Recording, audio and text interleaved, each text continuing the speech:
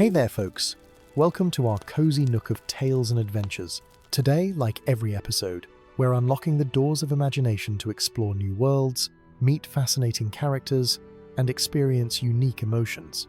I promise to take you on an unforgettable journey through the power of words.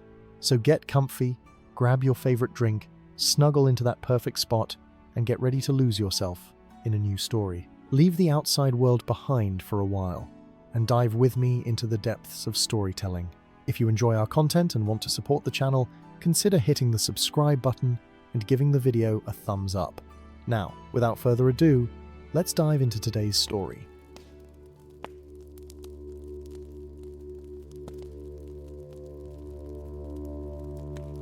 In the days when the Shire was young, and the great families of hobbits were just beginning to establish their burrows and halls, there lived in the village of Needlehole a peculiar young hobbit named Merimas Broadfoot.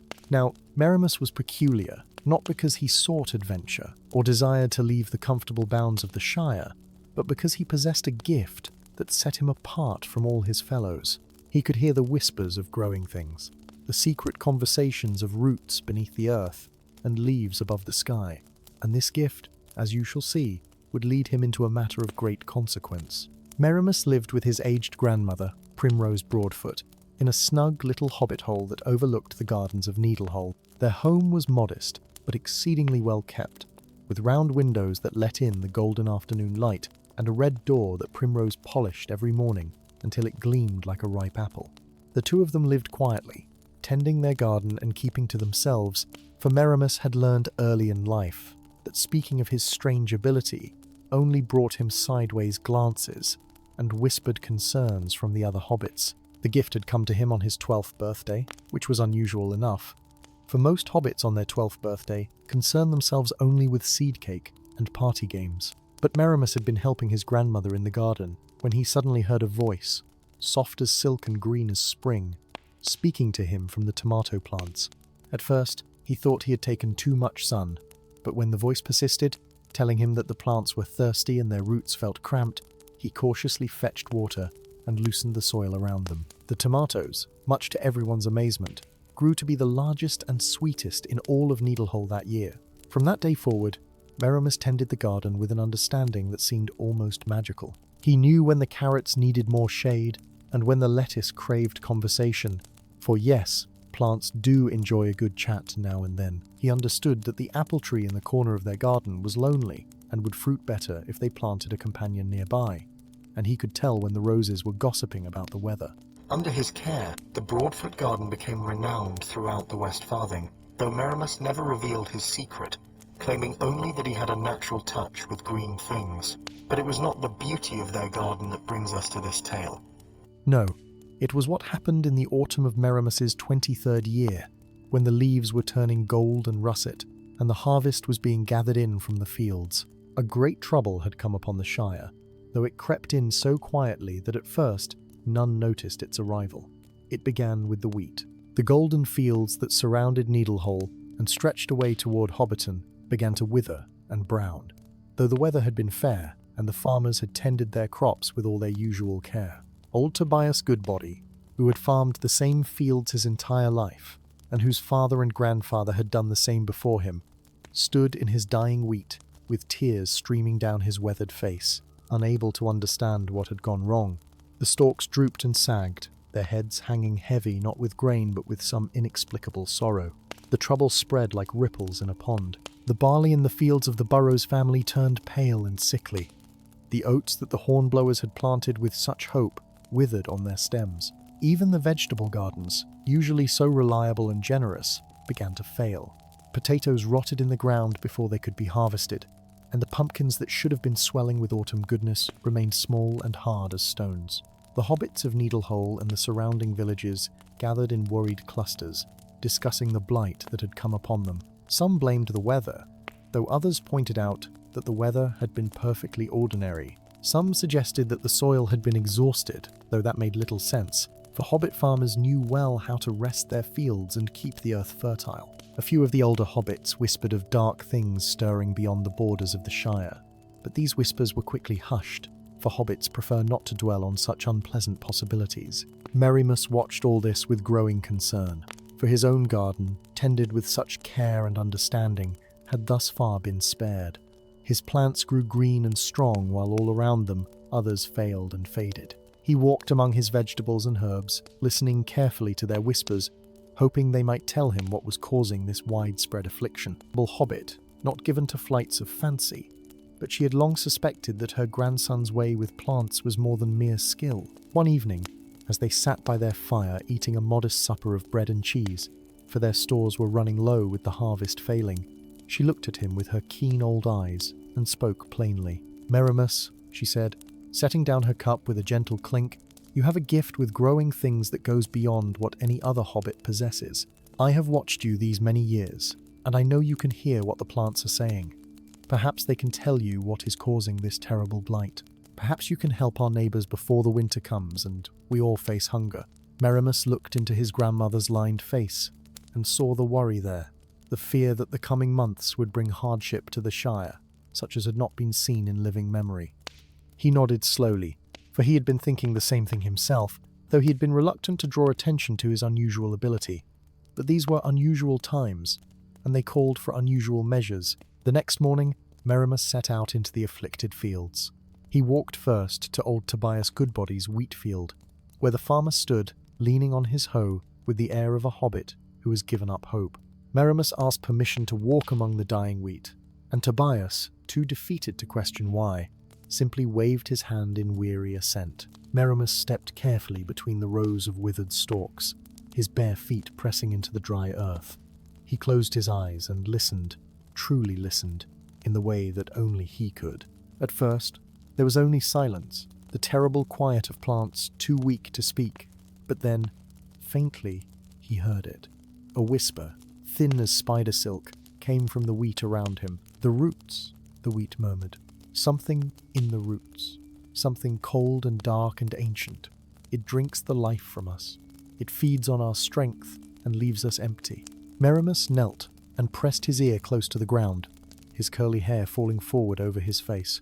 The earth itself seemed to shudder beneath him, and he could feel it now, a presence deep below the surface, something that did not belong there. It was not a natural thing, not a creature of soil and stone, but something else entirely.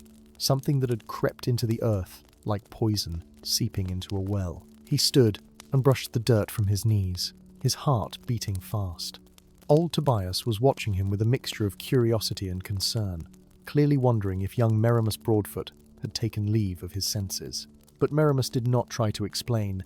Instead, he thanked the farmer and hurried to the next field, and the next, listening to the dying plants in each place. Everywhere the story was the same. Something below the earth was draining the life from the crops, feeding on their vitality like a leech feeds on blood. By the time the sun had climbed to its highest point, Merimas had visited 7 fields and 3 gardens, and he was certain of what he had discovered. There was something in the earth beneath the Shire, something hungry and malevolent, and it was spreading its influence from farm to farm like a disease. But what could it be, and how had it come to be there? These questions troubled him greatly as he made his way back to Needlehull, his mind churning with worry. That evening, he sought out the oldest hobbit in the village, a venerable soul named Fastred Sandheaver, who was said to be 99 years old if he was a day. Fastred lived in a rambling hobbit hole that smelled of pipeweed and old books, for he was a great collector of stories and histories. Merimas found him sitting in his favourite chair by the window, smoking his pipe and watching the sunset paint the sky in shades of orange and purple. "Young Broadfoot," Fastred said, his voice creaking like an old door. "What brings you to visit an old hobbit at this hour? Surely you should be home helping your grandmother with supper." Merimas settled himself on a stool near Fastred's chair and spoke respectfully, for hobbits always show proper deference to their elders. "Mr. Sandheaver, I have come to ask you about the old stories, the ones from before the Shire was settled. Do any of them speak of things that live beneath the earth, things that are not natural to this land?" Fastred puffed thoughtfully on his pipe, sending up clouds of sweet-smelling smoke. His eyes, though rheumy with age, were still sharp and clever. He was silent for a long moment, thinking back through decades of accumulated knowledge. Finally, he nodded slowly. "There is one tale," he said, his voice taking on the cadence of a storyteller, though it is very old and half forgotten. It is said that in the days before the hobbits came to this land, there were creatures here that dwelt in the deep places of the earth. They were called the root drinkers, and they lived in darkness, feeding on the essence of growing things. They were not evil, precisely, but they were hungry, always hungry, and they knew nothing of balance or restraint. Merimas leaned forward, his heart quickening. What happened to them? The elves, Fastard continued, bound them deep in the earth with songs and spells, putting them to sleep in places so far below the surface that they could no longer reach the roots of plants. It was done long ago, in the Elder Days, and the root drinkers passed into legend and were forgotten. But the old tales say that if the bindings were ever broken, if the spells were ever undone, the root drinkers would wake once more, hungrier than ever from their long sleep. Could such a thing happen now? Merimas asked, though he feared he already knew the answer. Could one of these creatures have awakened? Fastard looked at him gravely, the light from the setting sun casting long shadows across his weathered face. All spells fade with time, lad, he said softly, especially when there are none left who remember how to maintain them. Merimas left Fastard's hobbit hole as the last light faded from the sky, his mind heavy with the weight of what he had learned. A root drinker, an ancient creature from the Elder Days, now stirred beneath the fields of the Shire, feeding on the life force of every growing thing. The knowledge sat in his stomach like a stone, cold and uncomfortable. What could one young hobbit do against such a thing? A creature, old beyond reckoning, that had been put to sleep by the powerful magic of the elves themselves. He walked slowly through the darkening lanes of Needlehole, past hobbit holes where warm lights glowed in round windows, and the sounds of evening meals and cheerful conversation drifted out into the night. These were his people, his neighbours, and they were depending on the harvest to see them through the winter. Already there was worry in every household, but if the blight continued, worry would turn to genuine hardship. Hobbits were a resilient folk, but even they could not survive a winter without food. When he reached his own hobbit hole, he found his grandmother waiting for him by the fire. She had prepared a simple stew from the vegetables in their garden, and the smell of it filled their small home with warmth and comfort. But Merimas found he had little appetite, picking at his bowl while his mind turned over the problem again and again.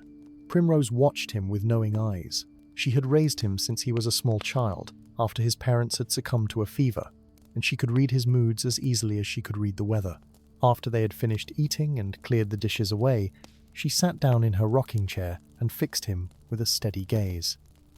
"Tell me what troubles you so," she said, her voice gentle but firm. "You have been to see old Fastrid, I think, and he has told you something that has put that worried look on your face." So Merimas told her everything. He told her about listening to the dying plants and feeling the presence deep beneath the earth. He told her about the root drinkers and the ancient elven magic that had bound them, and how those bindings must have somehow failed. When he finished, Primrose sat in silence for a long moment, her wrinkled hands folded in her lap. "Then we must find a way to put it back to sleep," she said at last, as if it were the most natural thing in the world. "You have the gift of hearing what plants say, Merimas. Perhaps you also have the gift of speaking to this creature, of making it understand that it must return to its slumber." "But grandmother," Merimas protested, "I am no wizard or elf lord. I can hear the whispers of tomatoes and carrots, not bind ancient creatures with spells and songs. How could I possibly hope to accomplish what the elves did in ages past?" Primrose smiled then, a smile that held both sadness and pride. "You underestimate yourself, my dear boy. The gift you possess is rare and precious, and it connects you to all growing things in a way that perhaps even the elves could not fully understand. You are of the earth, Merimas, as much as any root or seed. Perhaps that gives you a power of your own." Merimas wanted to believe her, but doubt gnawed at him like a hungry mouse. Still, he knew that his grandmother was wise, and she had never steered him wrong before. He agreed to try, though he had no idea how to begin such an impossible task. That night, he lay in his bed, staring at the ceiling, listening to the creaks and settling sounds of their hobbit hole, and wondering if he was brave enough or strong enough for what lay ahead. The next morning dawned grey and cold, with a mist hanging over the fields like a shroud. Merimas rose early and ate a hearty breakfast, for his grandmother insisted that no hobbit should face danger on an empty stomach. She packed him a lunch of bread and cheese and apples from their garden, and she gave him a small vial filled with a pale green liquid that smelled of mint and starlight. "This is dew gathered from the leaves of the eldest tree in Needlehole," she explained, pressing it into his hands. "It holds a memory of the time before the root drinkers, when all things grew in peace and harmony. If you need help, pour this upon the ground and let the earth remember what it once was." Merimas tucked the vial carefully into his waistcoat pocket and kissed his grandmother on her soft, wrinkled cheek. Then he set out into the misty morning, heading not toward the afflicted fields, but toward a place he had only heard about in stories. Deep in the woods beyond Needlehole, there was said to be a place where the earth opened up into caverns and tunnels, a place where one might descend into the deep places if one were brave enough or foolish enough to try. It took him most of the morning to find it, following half-remembered directions and the feeling in his bones that pulled him forward like a lodestone draws iron. The woods grew thicker and darker as he walked, the trees pressing close on either side of the narrow path. Birds fell silent at his approach, and even the usual chatter of squirrels seemed muted and subdued. The air itself felt heavy, as if something in the earth below was pressing upward, trying to break free. At last, he came to a place where the ground sloped sharply downward, and a dark opening gaped in the hillside like a hungry mouth. Ancient tree roots twisted around the entrance, and moss grew thick upon the stones. Merimas stood at the threshold, his heart hammering in his chest, and listened. From deep within the earth came a sound, faint but unmistakable, like the slow, steady breathing of something vast and terrible. Merimas took a deep breath, squared his shoulders, and stepped into the darkness. The passage sloped downward at a gentle angle at first, and enough light filtered in from the entrance that he could see where to place his feet. But as he ventured deeper, the darkness grew thicker, pressing in around him like a living thing. He had brought no lantern, for he had not thought to bring one, and now he regretted this oversight keenly. Yet he pressed on, feeling his way along the damp stone walls, his bare hobbit feet finding purchase on the smooth, worn floor. The passage twisted and turned, leading him ever downward into the bones of the earth. The air grew cooler and smelled of ancient stone and sleeping things. Water dripped somewhere in the distance, a steady rhythm that echoed through the tunnels like a heartbeat. Merimas found that if he moved slowly and carefully, he could navigate by touch and by a sense he had never known he possessed, a feeling of the space around him that came from his connection to the earth itself. As he descended, he began to hear other sounds beyond the dripping water.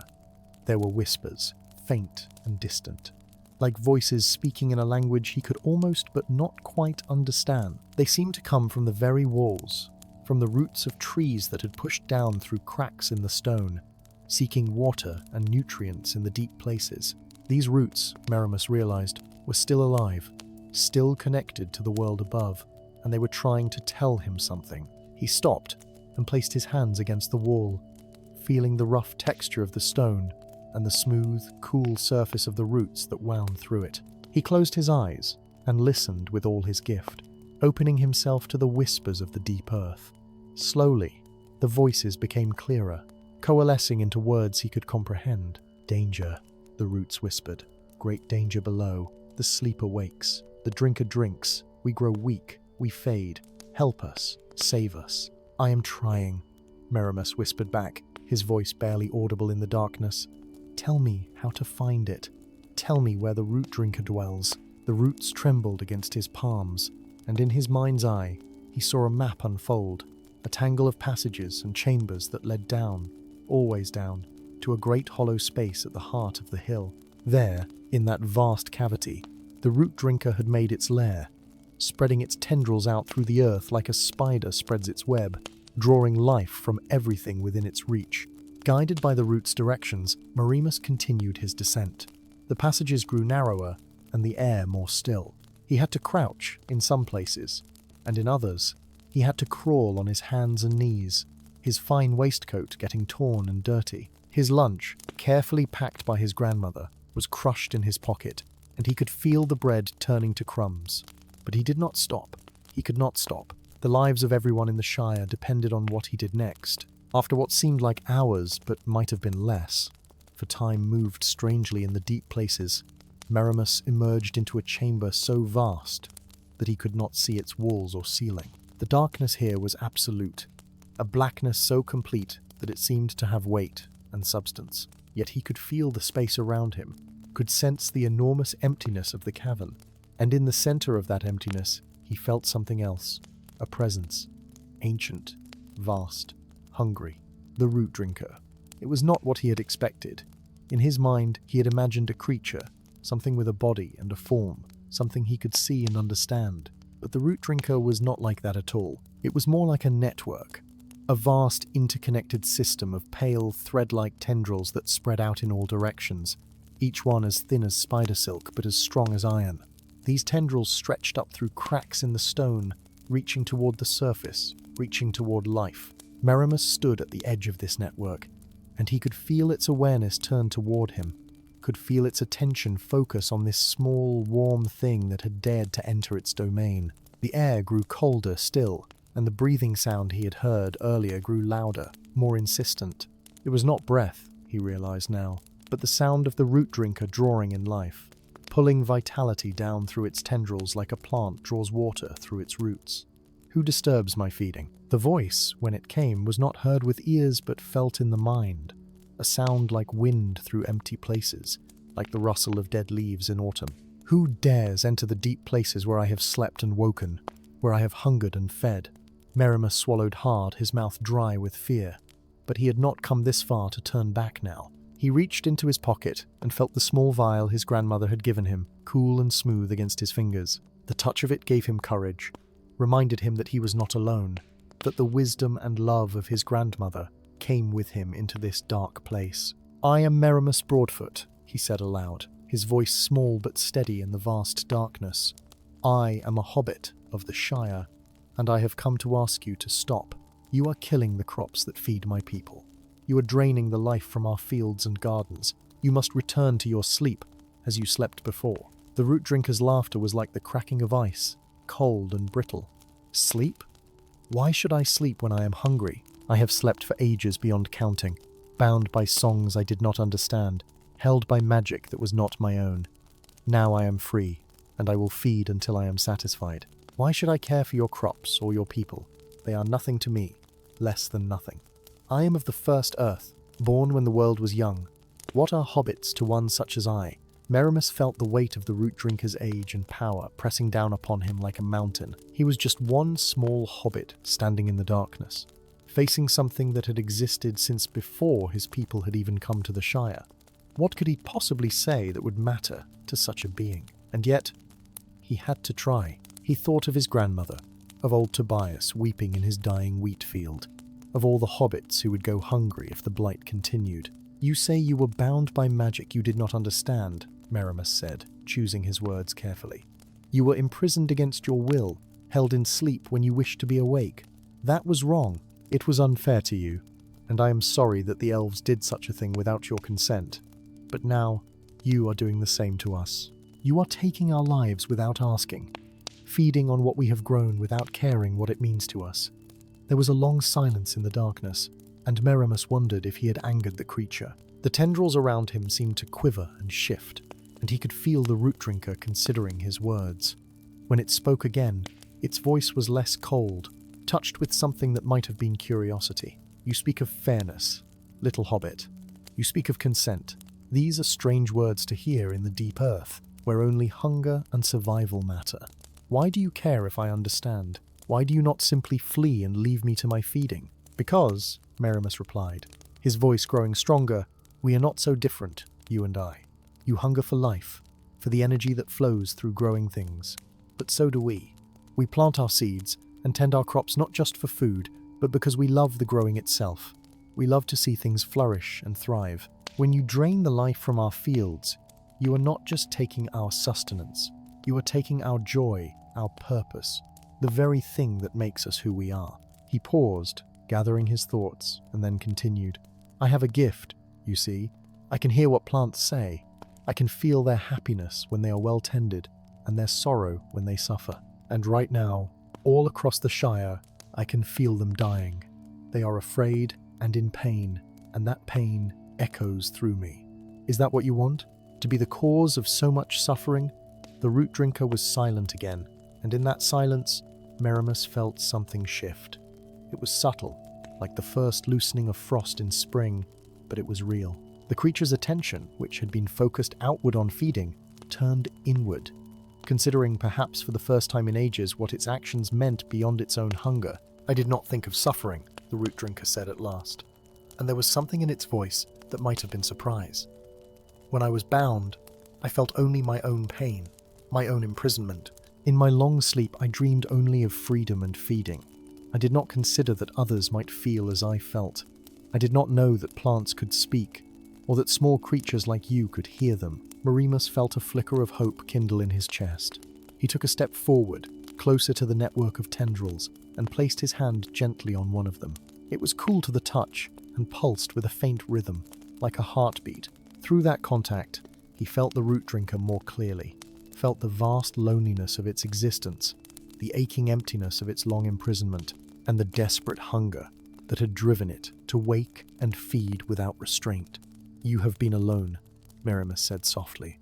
"Alone in the darkness, for so long that you forgot there was anything else but yourself. But you are not alone now. I am here, and I can hear you.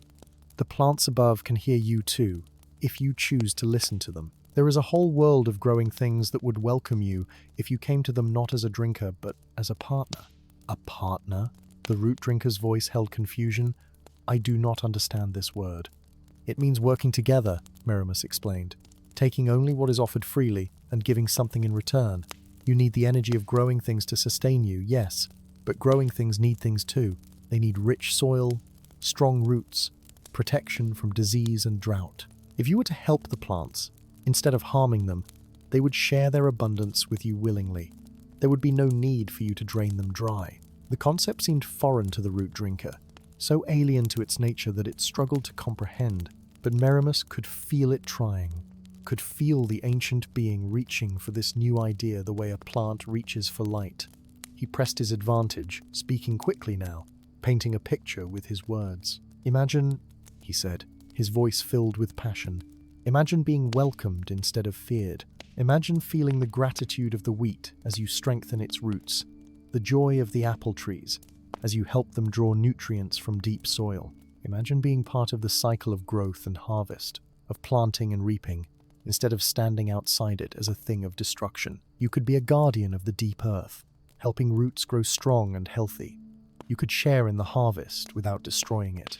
And in return, you would never be lonely again. Every plant, every tree, every blade of grass would know you and welcome your presence." As Merimas spoke, he pulled the small vial from his pocket, the one his grandmother had given him. He held it up in the darkness, though he could not see it himself, and he felt the root drinker's attention focus on the tiny container. Inside that vial was dew from the eldest tree in Needlehole, dew that held a memory of the time before, when all things grew in harmony. "This," Merimas said, uncorking the vial with trembling fingers, "is a gift from the world above. It remembers what things were like before you were bound, before the elves put you to sleep. Would you like to remember too? Would you like to feel what it was like to be part of the great growing, instead of apart from it?" Without waiting for an answer, for he sensed that the moment was right, Merimas poured the pale green liquid onto the ground at his feet. It spread across the stone floor like quicksilver, glowing with a soft light that pushed back the darkness just enough for him to see. The light touched the nearest tendrils of the root drinker, and where it touched, something remarkable happened. The tendrils, which had been pale and ghostly, began to change. Color seeped into them, a warm brown like healthy roots, and they seemed to pulse with new life. The root drinker made a sound, not with voice but with its entire being, a sound of surprise and wonder, and something that might have been joy. Through the tendrils that Merimas still touched, he felt a flood of sensation, memories that were not his own. He saw the world as it had been in the elder days, when the earth was young and full of possibility. He saw the root drinker in its original form, not as a predator, but as a partner, working with the first trees and the first grasses, helping them establish themselves in soil that was still learning how to nurture life. He felt the satisfaction of that work, the deep contentment of being part of something larger than oneself. Then he felt the change, the moment when fear had entered the world and the elves had decided that the root drinkers were too powerful, too unpredictable to be left free. He felt the betrayal of being bound, the confusion and pain of being forced into sleep, and the long, empty centuries of dreaming in darkness. And he understood why the root drinker had woken so hungry, so desperate to feed, caring nothing for what it destroyed. But now, with the memory of its original purpose restored, something shifted in the ancient being. The hunger did not disappear. The hunger was part of its nature, but it was tempered now by understanding. The root drinker remembered what it had been before, and it began to see what it might become again. "I remember," the root drinker said, and its voice was different now, softer and filled with wonder. "I remember the first sprouting, when the world was new and everything was possible. I remember helping the great trees sink their roots deep into the earth, supporting them as they reached for the sky. I remember the joy of growth, the satisfaction of helping rather than harming. How did I forget? How did I lose myself so completely?" "The elves were afraid," Merimas said gently. "They did not understand you, and fear makes people do terrible things. But that is in the past. What matters now is what you choose to do next. Will you return to being what you once were? Will you help the Shire grow and thrive?" The root drinker was silent, and Merimas held his breath, waiting. All around him in the darkness, he could feel the tendrils stirring, withdrawing slowly from the surface world, pulling back from the dying crops. It was a gradual process, like the turning of a great wheel, but it was happening. The root drinker was making its choice. "I will try," the ancient being said, at last, "but I am weak from my long imprisonment, and I do not remember all that I once knew. Will you teach me, little hobbit? Will you show me how to be what I was meant to be?" Merimas felt tears prick his eyes, though whether from relief or joy or simple exhaustion, he could not say. "Yes," he whispered, "I will teach you. We will learn together, you and I and all the growing things of the Shire. We will remember the old ways and perhaps discover new ones too. Then there is one more thing I must do," the root drinker said. "The damage I have caused cannot be undone in an instant, but I can help to heal it. I can give back some of what I have taken, though it will cost me much of my remaining strength." Before Merimas could protest, before he could say that healing could wait until the root drinker had recovered its power, he felt a great surge of energy flow through the tendrils beneath his hand. The root drinker was gathering every bit of life force it had stored during its feeding, every drop of vitality it had drained from the crops above, and it was sending it back. Up through the earth the energy flowed, following the paths the tendrils had made, returning to the roots of wheat and barley, to the stems of vegetables and the trunks of fruit trees. It flowed like water finding its course, like blood returning to a body that had been drained. And as it flowed, Merimas felt the root drinker grow weaker, felt its presence dimming like a candle burning low. "Stop!" Merimas cried out, alarmed. "You are giving too much. You will fade to nothing if you continue like this." But the root drinker did not stop, could not stop, for it had committed itself fully to this act of restoration. "Better to fade while doing good than to live forever as a creature of destruction," it said, its voice growing fainter. "Better to be remembered with gratitude than feared with hatred." Merimas felt panic rising in his chest. He had not come all this way, had not faced his fears in the deep darkness, only to watch this ancient being sacrifice itself. There had to be another way, a balance between healing the damage and preserving the root drinker's life. He closed his eyes and reached out with his gift, not just to the root drinker, but to all the plants above, to every root and seed and growing thing in the Shire. "Help," he called out through that connection. "Help us. The root drinker is giving back what it took, but it is giving too much. Share your strength with it, just a little from each of you, so that it might live and help you grow for years to come." For a moment, nothing happened, and Merimas feared that his plea had gone unheard. But then he felt it, a response from the world above. The plants of the Shire, those that were still strong and healthy, those in gardens that had been spared the worst of the blight, began to send their own energy downward. It was not much from each one, just a trickle, a tiny offering of life force.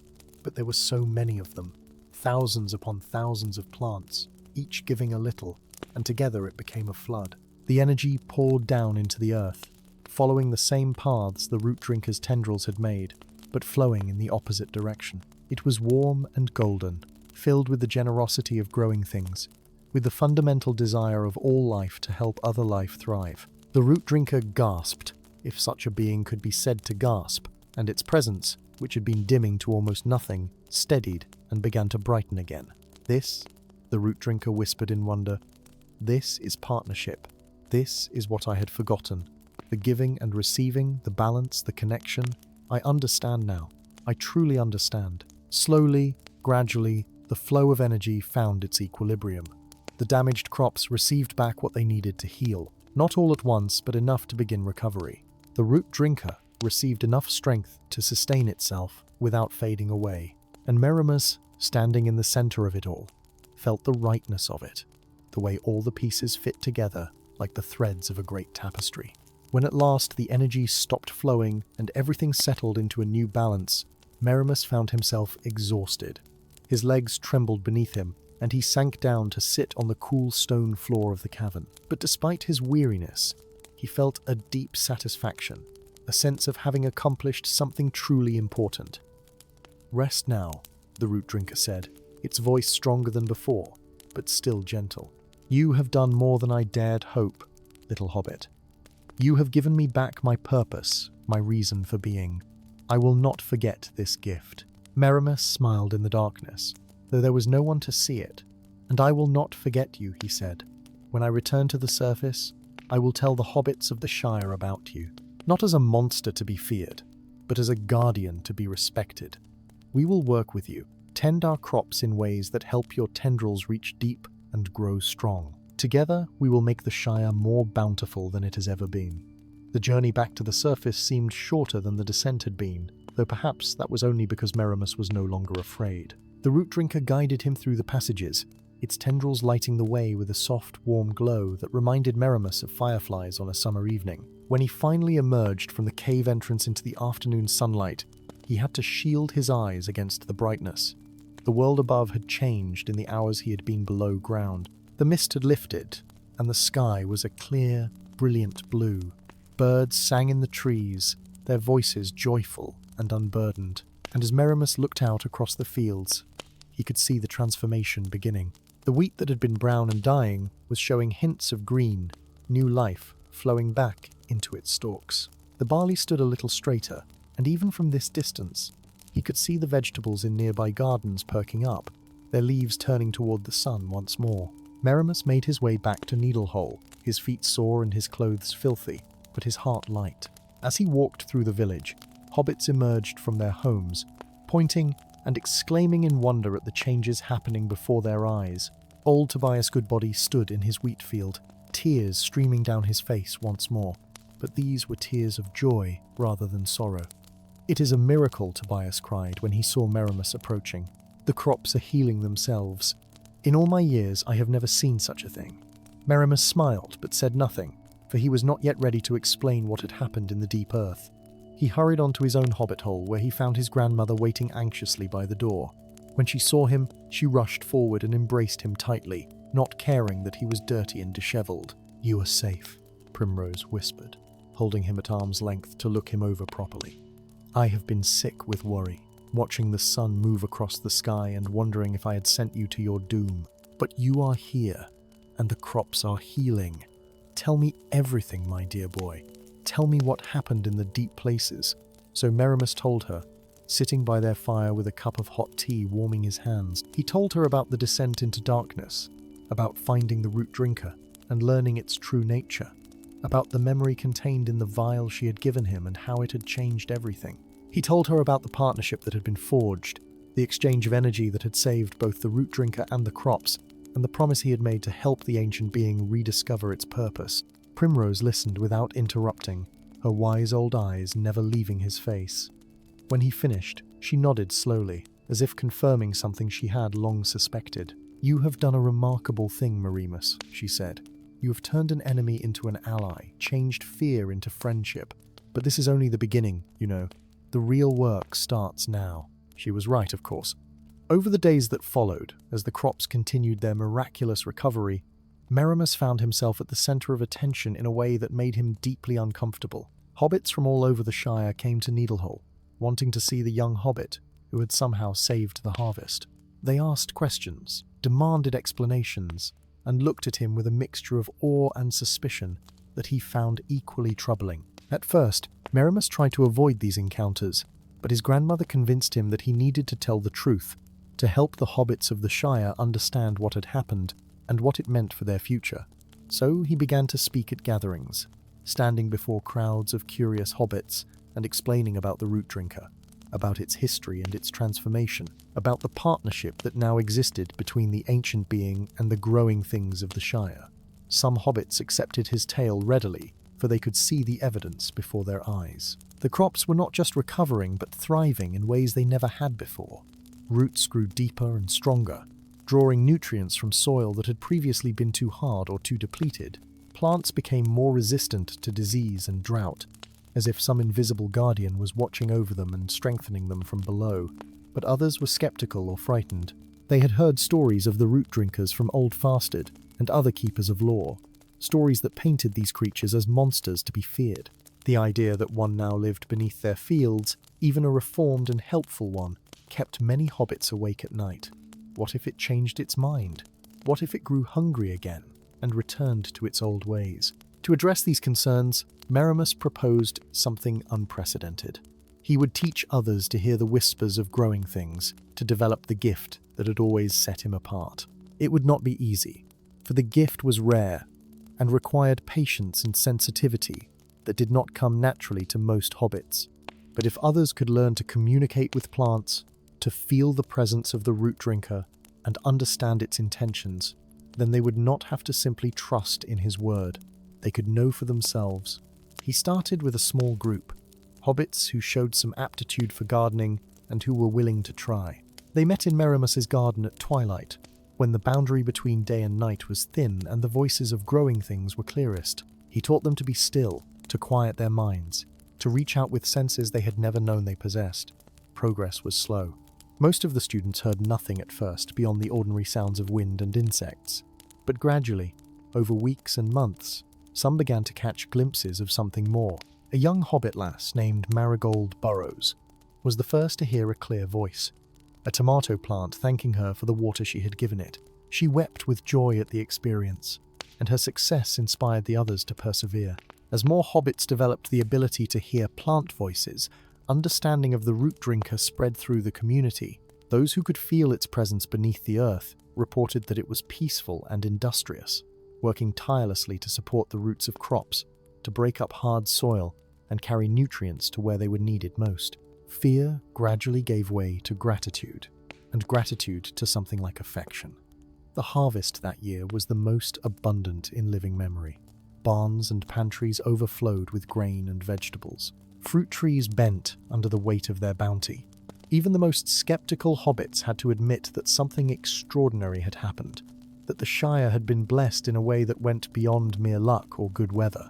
But Merimas knew that the true blessing was not the abundant harvest, but the relationship that had been formed. The hobbits had learned to work in partnership with something ancient and powerful, to give respect and receive assistance in return. They had learned that not everything strange or different was to be feared, that sometimes the greatest dangers could become the greatest allies if approached with courage and compassion. As autumn turned to winter and the fields lay dormant under blankets of snow, Merimas often found himself walking through the quiet landscape, listening to the sleeping songs of plants dreaming beneath the frozen earth. And deeper still, he could feel the root drinker, resting but not truly sleeping. Its tendrils spread like a net of care beneath the Shire, waiting patiently for spring when the cycle of growth would begin anew. One evening, as winter's grip was just beginning to loosen, and the first hints of spring could be felt in the warming air, Merimas received an unexpected visitor. He was sitting by the fire, helping his grandmother card wool, when there came a knock at their round green door. When he opened it, he found old Fastred Sandheaver standing on the threshold, wrapped in a thick cloak and leaning heavily on a walking stick. "Master Sandheaver," Merimas said in surprise, for the elderly hobbit rarely left his home these days. "Please, come in out of the cold. What brings you here on such an evening?" Fastred entered slowly, accepting the chair that Primrose offered, and warming his gnarled hands by the fire. He looked at Merimas with eyes that held both approval and concern. "I have come," he said in his creaking voice, "because there is something you must know. Something I should have told you before you went down into the earth to face the root drinker." Merimas felt a chill that had nothing to do with the winter air. "What is it?" The old hobbit sighed deeply, his breath rattling in his chest. The tale I told you of the root drinkers and how the elves bound them was true, as far as it went. But there was more to the story, a part that has been kept secret among the keepers of lore. You see, the root drinkers were not bound simply because the elves feared them. They were bound because a great darkness had begun to corrupt them, to twist their nature from helpers to hunters. Merimas exchanged a worried glance with his grandmother. What kind of darkness? Fastard shook his head slowly. That knowledge has been lost, if ever it was fully understood. But the elves believed that if the root drinkers remained free, that darkness would consume them completely, and they would destroy all growing things. So they were put to sleep, not as punishment, but as protection, until such time as the darkness could be cleansed from them. Then the root drinker beneath our fields, Merimas said, his voice tight with worry, might still carry that corruption within it? Perhaps, Fastard replied. Or perhaps your actions, your gift of memory and partnership, have already cleansed it. I cannot say for certain, but I thought you should know, so that you might remain watchful. The relationship you have forged is precious and could bring great good to the Shire, but it must be tended carefully, like a garden, lest old darkness find root once more.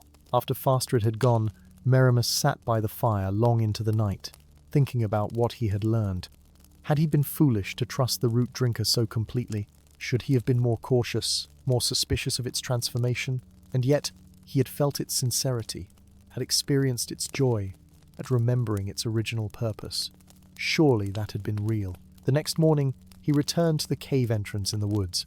The snow had melted around it in a perfect circle, as if warmth rose from below, and spring flowers were already blooming there, weeks before they should.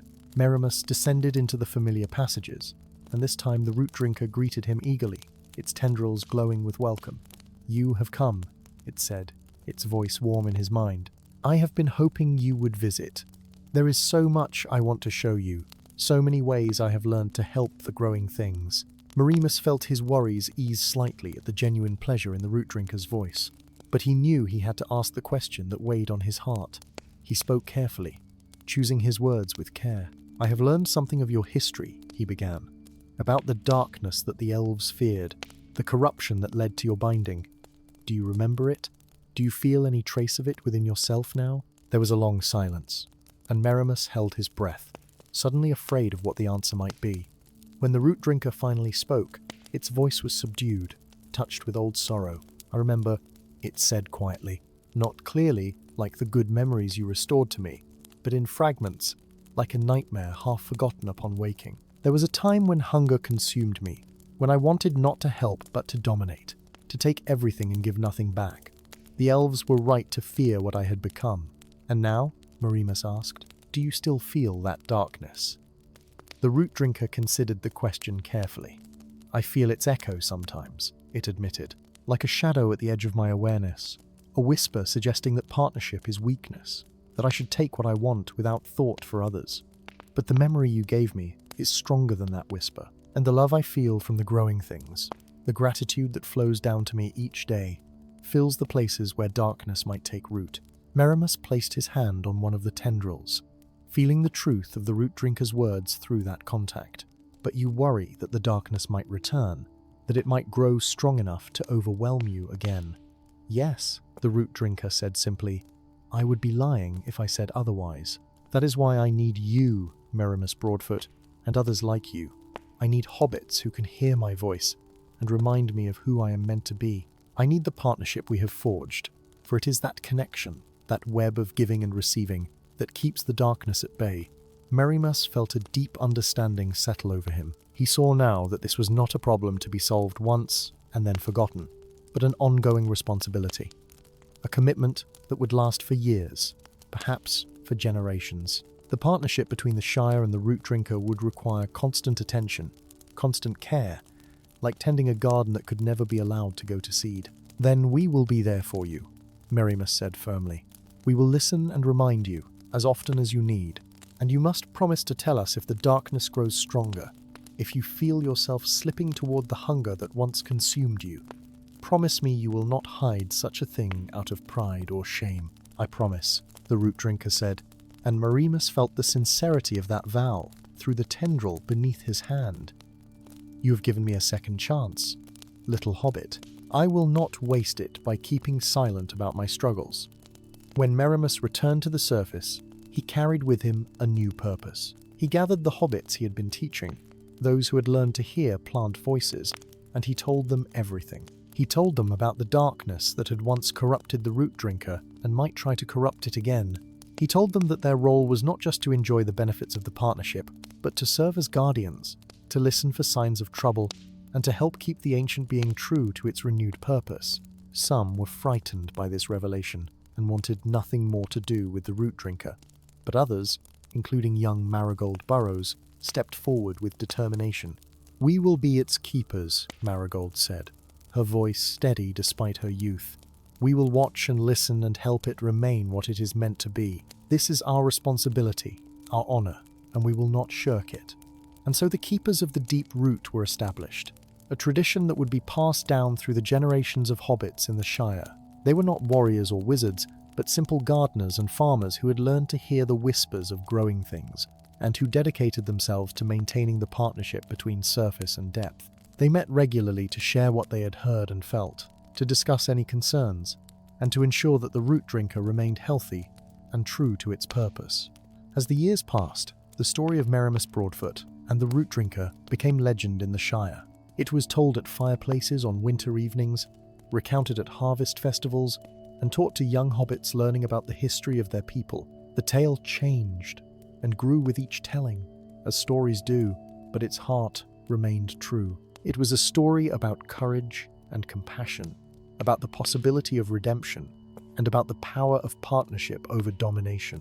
Merimas himself lived to a great age, tending his garden and teaching new generations of keepers, until his hair was white as cotton and his hands were gnarled as old roots. His grandmother Primrose passed peacefully in her sleep one winter night, and Merimas planted a beautiful climbing rose over her grave, one that bloomed year-round through some gift of the root drinker's gratitude. He never married, for he said his true partnership was with the growing things of the Shire.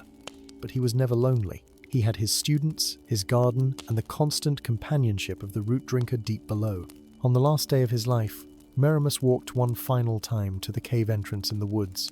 He descended slowly, his old legs trembling with the effort, but he needed to make this journey. When he reached the great cavern, he sat down among the glowing tendrils and spoke with the root drinker, as a friend speaks with a friend who has walked beside them through all the days of their life. "I am dying," Merimas said simply.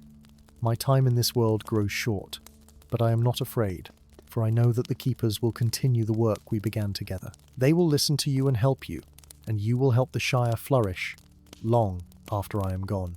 The root drinker's sorrow was palpable, filling the cavern like a mist. "You gave me more than life," it said. "You gave me purpose and belonging.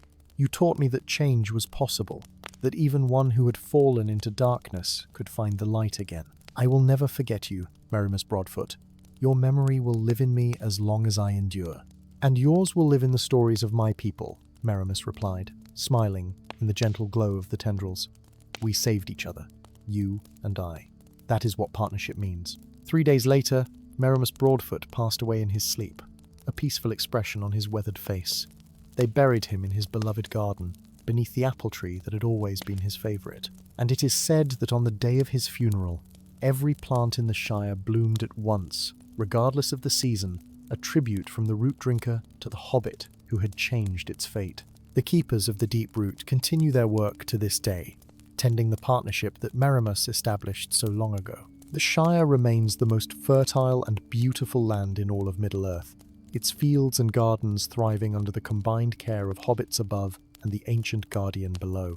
And on quiet evenings, when the wind whispers through the grass and the roots stir beneath the soil, those who have the gift to hear can still catch the sound of an old conversation, a hobbit and a root drinker, speaking of growth and partnership, of darkness overcome and light preserved. This, then, is the tale of how the Shire gained its greatest guardian, and how one young hobbit with an unusual gift taught an ancient being the meaning of redemption. It is a reminder that no one is beyond hope of change, that partnerships built on mutual respect can overcome the deepest fears, and that sometimes the smallest folk can make the biggest difference in the world.